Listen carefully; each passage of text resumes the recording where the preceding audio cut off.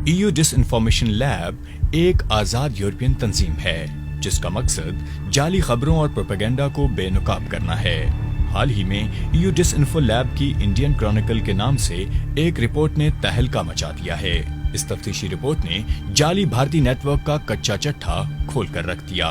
इस रिपोर्ट के मुताबिक 116 ममालिक में फैला ये नेटवर्क 15 साल से सरगर्म अमल था और 750 से ज्यादा जाली मकामी नेटवर्क्स, 10 से ज्यादा NGOs और पाकिस्तानी आलाकारों की मदद से यूरोपियन यूनियन और अक़वाम मुत्तहिदा पर बुरी तरह असर अंदाज होता रहा।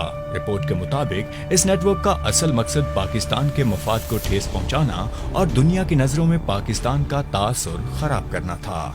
इस मकसद के लिए ये नेटवर्क मुतअद्दिद घिनौनी हरकत में भी मुलव्वस रहा है, जैसे कि निहायत चालाकी से मुर्दा NGOs और थिंक टैंक्स और अफराद के नामों की तजदीद और फिर इस्तेहसाल। मसलन 2006 में इंतकाल कर जाने वाले प्रोफेसर लोइस को इस नेटवर्क के तवस्सुत से नई जिंदगी तब अनायत हुई जब वो 2007 के अक़वाम मुत्तहिदा इंसानी हकूक़ के इजलास और 2011 में फ्रेंड्स ऑफ गिलगित बल्तिस्तान नामी एक प्रोग्राम में शिरकत करते हुए पाए गए। काबिल जिक्र मीडिया हाउसेस और EU ऑब्जर्वर, द इकोनॉमिस्ट और वॉइस ऑफ अमेरिका जैसी प्रेस एजेंसियों का नाम इस्तेमाल करते हुए जाली खबरों और बयानिए की तरवीज, जाली पब्लिशिंग कंपनियों का कयाम और इन जाली कंपनियों के जरिए अपने नाम नेहाद थिंक टैंक्स की किताबों की इशाअत। श्रीवास्तव ग्रुप के ज़ेर एहतमाम बज़ाहिर अक़वाम मुत्तहिदा से मंसूब इंसानी हकूक़ की जाली तंजीमें भी फाल थीं, जिनमें European organization for Pakistani minorities, Balochistan house और साउथ एशिया डेमोक्रेटिक फोरम भी शामिल हैं। न सिर्फ ये बल्कि मुर्दा तंजीमों को भी जला दी जाती थी। मसलन द कैनर्स इंटरनेशनल परमानेंट कमेटी नामी एक तंजीम जो 2007 में गैर फाल हो चुकी थी, उसे इस नेटवर्क के तहत दोबारा फाल किया गया, लेकिन अब इसका डब्बों में बंद खुराक से कुछ लेना देना नहीं था, बल्कि इसके तहत अक़वाम मुत्तहिदा में पाकिस्तान के खिलाफ हर्जा सराई करने वाले तुलबा भेजे जाते थे। इस रिपोर्ट में ये इंकशाफ भी किया गया है कि पाकिस्तान मुखालिफ एजेंडे के फरोग के लिए 550 थिंक टैंक्स की टीम पर मबनी EP टुडे और EU क्रॉनिकल्स नामी मैगजीन का आगाज भी किया गया, जिसमें पाकिस्तान मुखालिफ मवाद शाये किया जाता था। दिलचस्प अम्र ये है कि जिन MPs के नाम से ये आर्टिकल शाये किए जाते थे, उन्होंने राब्ते पर इन आर्टिकल से इजहार लाताल्लुकी किया। रिपोर्ट में ये इंकशाफ भी किया गया कि इस नेटवर्क ने भारतीय रियासती दहशतगर्दी का मलबा पाकिस्तान पर डालने की गर्ज से मुकम्मल होशियारी से यूरोपियन यूनियन के जाली अराकीन के वफूद कश्मीर भेजे, जिन्होंने बाद अज़ां कश्मीर में दहशतगर्दी का जिम्मेदार पाकिस्तान को ठहराया। पाकिस्तान का मनफी आलमी तासुर उजागर करने की गर्ज से टाइम्स ऑफ जिनेवा नामी एक अखबार और न्यूज़ 4 एजेंसी नामी एक जाली एजेंसी वीडियो और इशात शुदा मवाद का इजरा करती थी। ये मवाद बाद अज़ां NGOs इस्तेमाल करती थीं।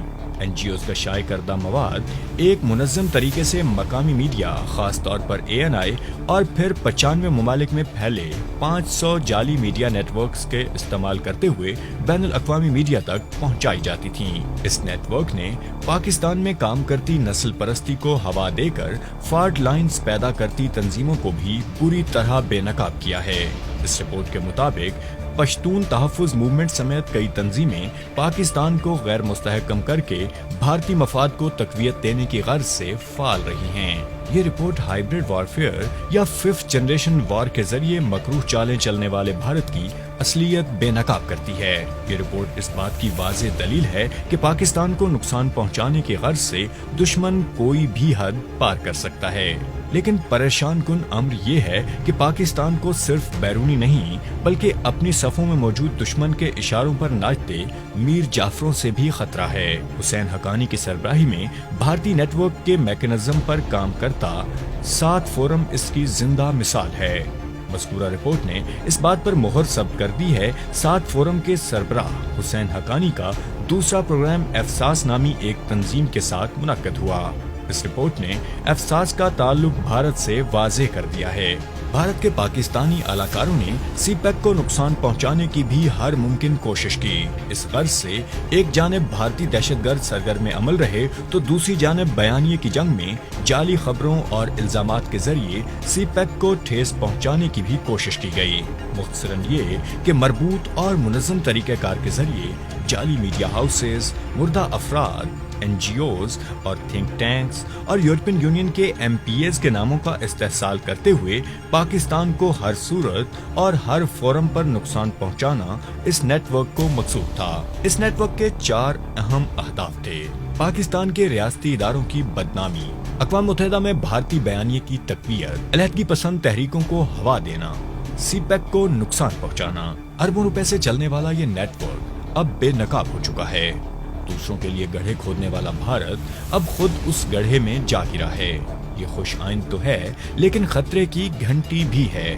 عوام میں شعور لازم ہے، بیرونی دشمن کے ساتھ ساتھ آستین کے ان سانپوں کو بھی پہچاننا ہوگا جو ملک کے اندر سے ملک کو نقصان پہنچا رہے ہیں۔